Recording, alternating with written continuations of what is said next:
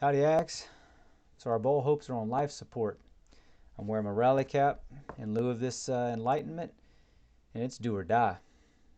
In those circumstances, I think Gus said it best in Lonesome Dove to the Shirley bartender while they were in San Antonio. Rye will do, provided it gets here fast. Now, it's not a way to cope.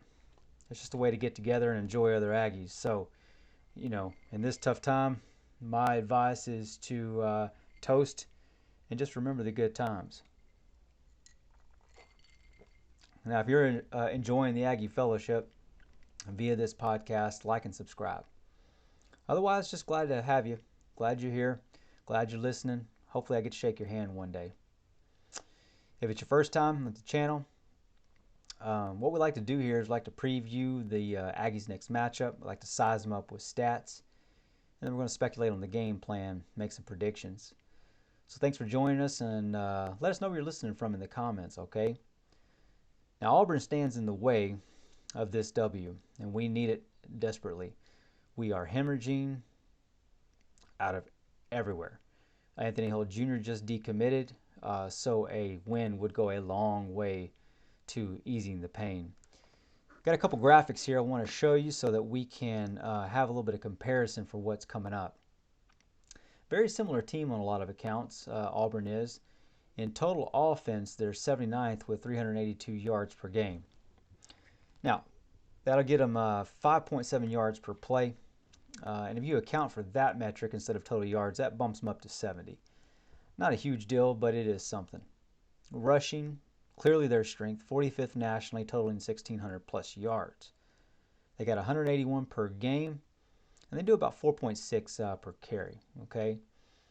Now you can see real quick there on some of the comparisons. 79th in total offense for them, 91st for us. 45th in rush, 64th for us. Passing. This is clearly their Achilles heel. 104th in the nation passing, 1,800 plus yards, 200 per game. Accounting for the yards per attempt doesn't matter a whole lot, but they are doing 7.2 yards per attempt. We're doing 99, so not much better. You can be guaranteed it's in the same ballpark. Quite dysfunctional. It's not a great matchup. It's not. You can tell, you looked at it, you saw, you know exactly what's probably getting ready to happen. We could be the ass end of another record day on the ground for the opposing team. That's what we're probably expecting. I would get ready for that. And if it's not that, then you'll be much happier. So, their passing game is quite dysfunctional, like I was talking about, by virtually all accounts. Will we take that weakness into account? Will we exploit our strength in the secondary? And will we commit to stopping the run? At this point, I'm going to go with this. Durkin's job depends on it. Don't you agree? Who doesn't? Please put in the comments if you don't. However, I think we're pretty much all universally on the same page with this one. And unless he wants to go the way of the kettle, he needs to get one hell of a solid game plan together to stop the run. We need to do something different, and I need to see progress. I need to see effort. Something's got to give on this one, right? Again, rest in peace to the kettle.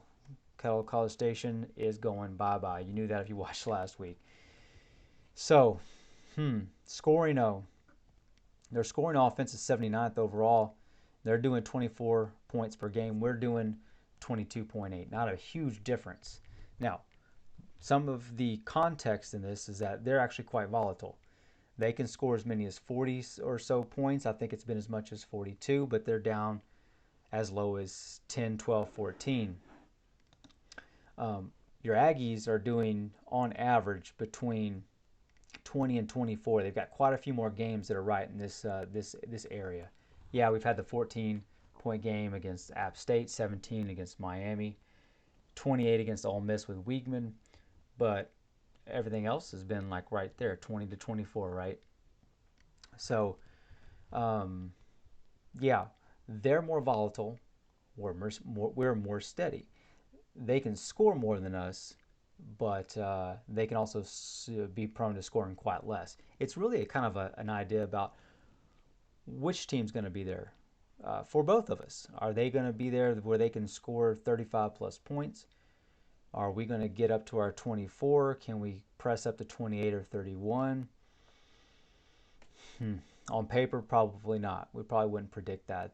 But if our defense can hold them to one of those lower numbers, then we're in it. That's in large part how we go about trying to win this game. So, like I said, they're volatile, we're steady. Having talked about all that, what I'd like to do is kind of try and standardize some of this, kind of give you an idea about what kind of team you're facing here and how difficult this matchup is going to be with the way that we're playing and the numbers that we've made for ourselves over the course of this season. So let's do this. Check this out.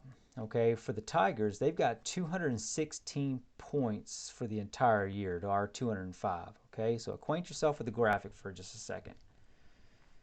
What they've been able to do is they've been able to get 216 points on 160 first downs. We've done that 205 points on 181 first downs. Now, it probably jumps out right at you pretty quick. They've scored more points on less first downs than us. And you can see the ratio. I put the ratio up there for you. It takes them essentially 5.2 first downs per touchdown.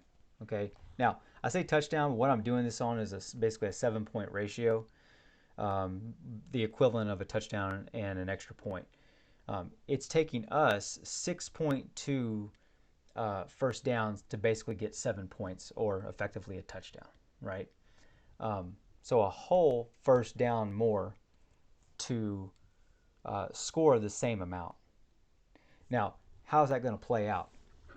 Well, I've got more for you. Let me show you a little bit more here. Let's take a number. Let's take a target. Let's call that target 35 points. Okay? That means that each team needs 5 touchdowns, essentially. There's different ways to get to 35. I get that. But for simplistic reasons, you need 5 touchdowns to get to 35 points. So how many first downs does that take to get there? Okay. Well, you've got their ratio. It's 5.2 first downs per touchdown. Okay. So to get 1 touchdown, they've got to have to get 5.2 first downs. So to get to 35 points, that just means they need, times that by 5, which is 5 touchdowns, and you get to 26 first downs. So that's how they get to the 35 points in the upper right-hand corner, is to get 26 first downs. But your Aggies need 31. So essentially, we need a whole possession more just to get the same amount of points. That's a big deal. I mean, it really is a big deal, and the first downs, thinking about it that way, is pretty substantial. Your Aggies are really inefficient at this point with these kinds of things. This is how they have been able to do it. Now, this only really only shows how efficient they are, but it doesn't really tell how they're able to do it. But I don't really think you need to go much further than looking at like long plays from scrimmage and seeing what these do to a team. And if you looked at these, what you'd find out is this. You'd find out that the Aggies, we are actually better in this category than them. But again, that's why I kind of referenced the other metrics earlier too. When you account for total yards, you get one ranking. When you account for yards per rush, you get a different ranking. Okay? So these rankings start off with one factor in mind. Yards per long plays from scrimmage starts off with 10-yard plays. So whichever team has the most 10-plus yard plays is the best team is ranked number 1 in long plays from scrimmage. So let me put some numbers to this. We basically just barely outperform them. We have something like maybe 4 more plays of 10 yards or more than they do. Okay? So not that significant. That's what I'm telling you.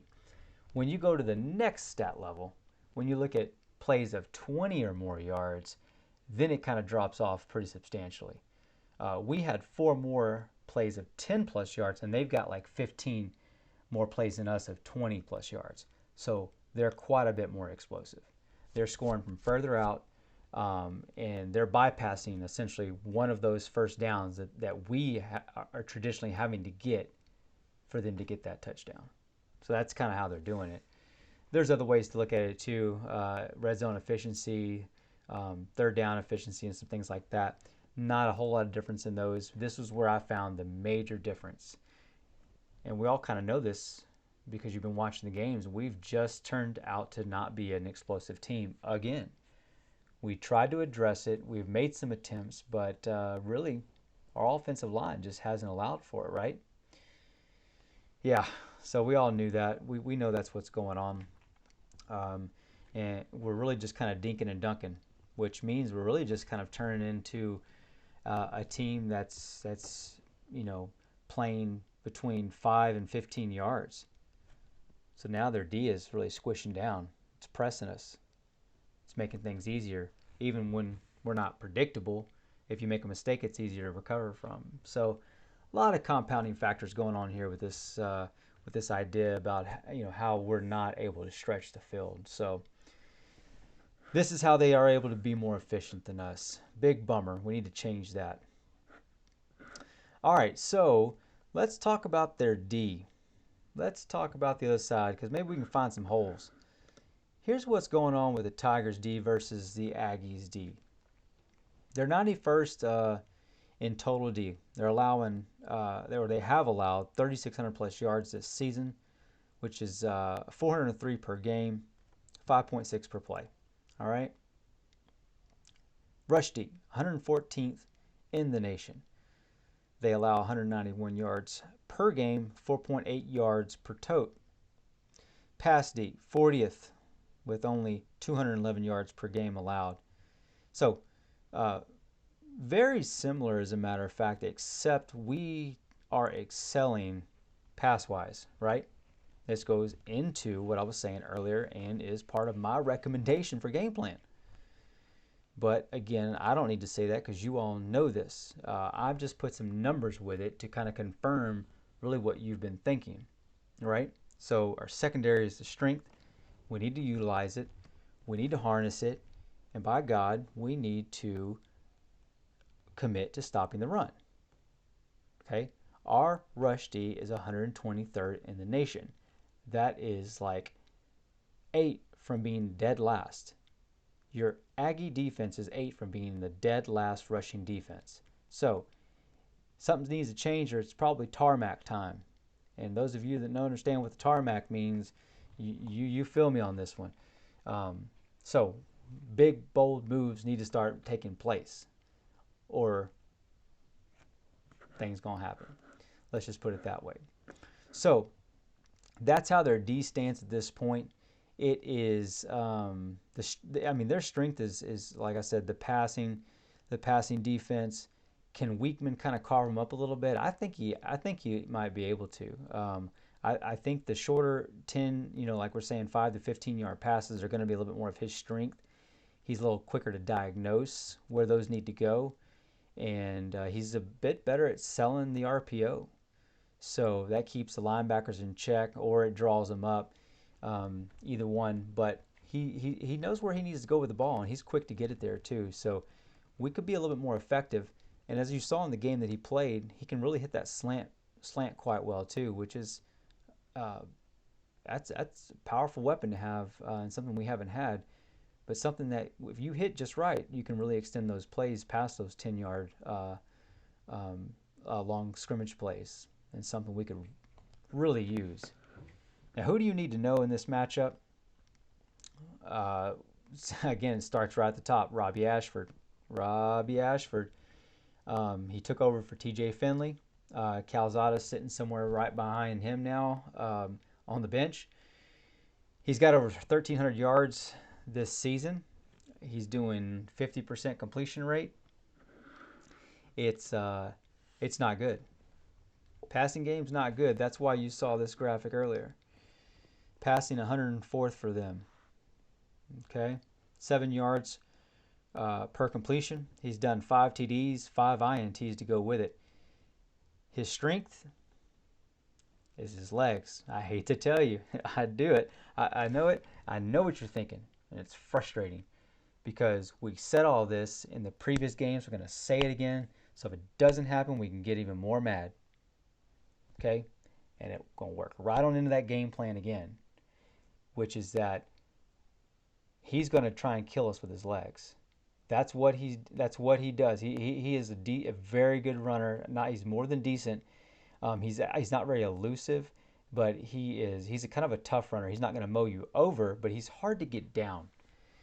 Um, he he kind of he kind of moves a little awkwardly in the pocket on occasion, but he just doesn't seem to go down. And he's got somewhere like around 500 yards on the ground. So he's added 5 TDs with his feet. So whenever I tell you this information, what are you thinking? If you're Durkin, what are you thinking right now? You were in the you saw us play Florida against Anthony Richardson, and at what point did we all come to the conclusion that we needed a spy on this guy? Well, I think we knew that from the get-go. If you were here, you knew you knew that, right? But it seems like we didn't know that in the game, and we didn't know it for quite a time. We need a spy here, y'all. We're gonna have to spy this guy, which means we're gonna have to utilize that secondary so that we can put somebody else down in the box. You can't spy him and get another body in the box without trusting your secondary. Durkin's gonna have to trust the secondary. Point blank, okay? Otherwise, this guy's going to run us. We tried to sit back and make Anthony Richardson pass on us. He had a little bit of success, okay? It was early on, but still, the run is really what tore us up in the long run. So um, let's commit. Let's just commit, right? It's that easy. It really is.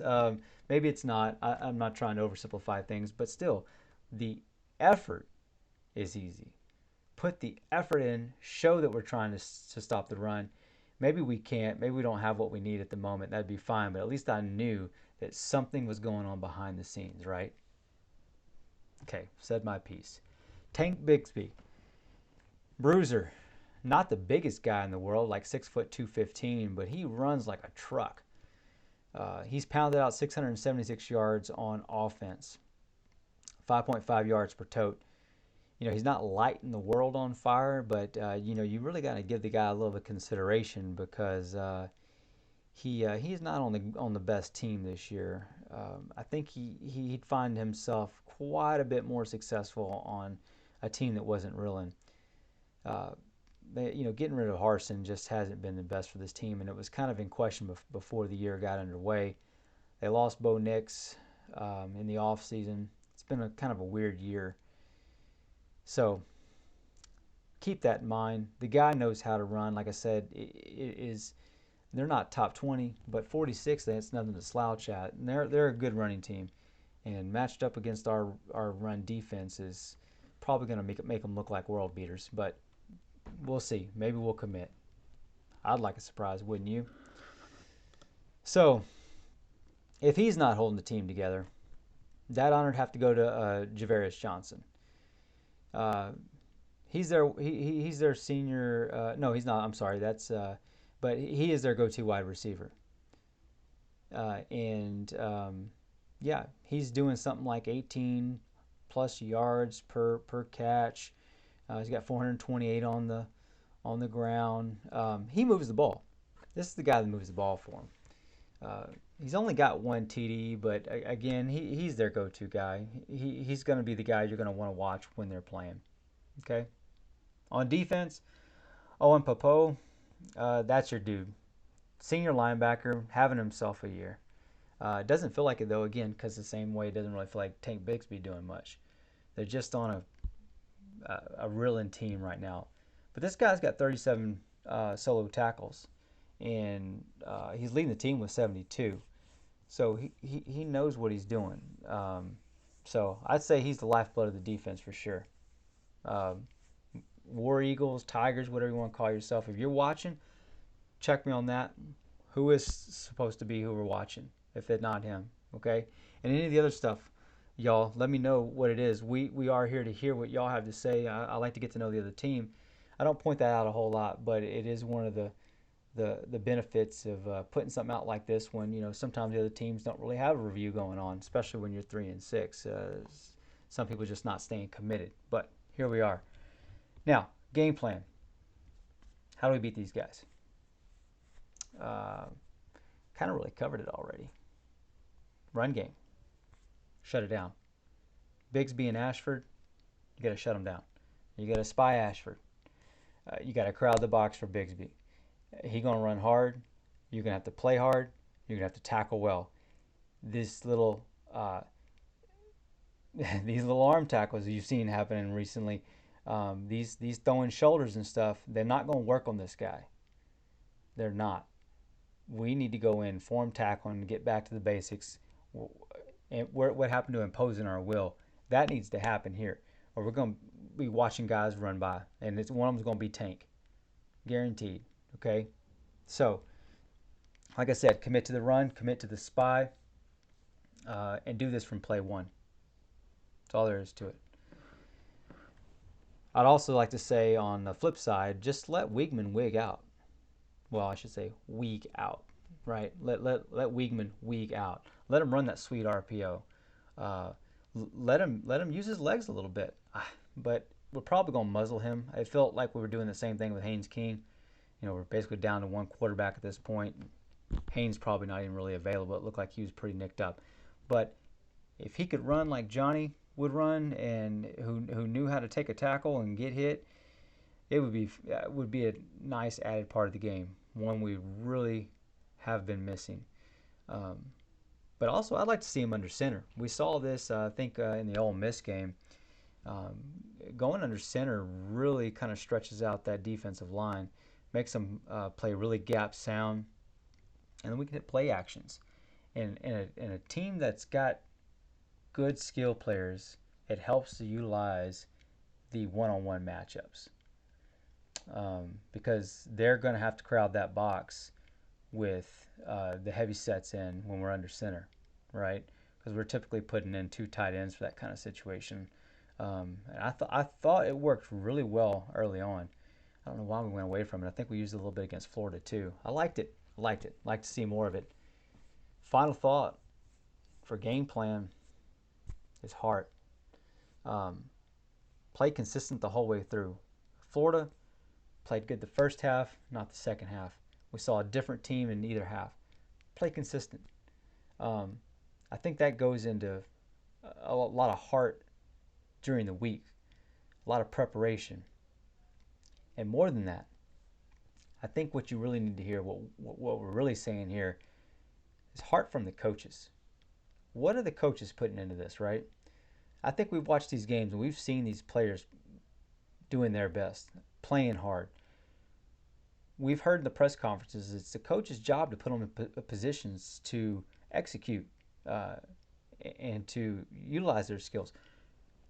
So where are the coaches at on this? What are they doing behind the scenes to get ready for this game? I'd like to know that. So I think it comes down to a heart issue from our coaches at this point.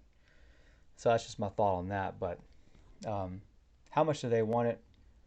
We'll find out. And you know where I'm looking specifically, and that's on the defensive side of the ball. So we'll see which ones want it the most, and that is a loaded question. Last I checked, we're +2.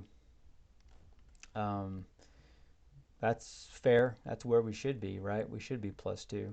We don't deserve to be the favorite in this game at this point, even as bad as Auburn has been. The stats kind of bear it out. Can we win this game? Dadgum right, we can win this game.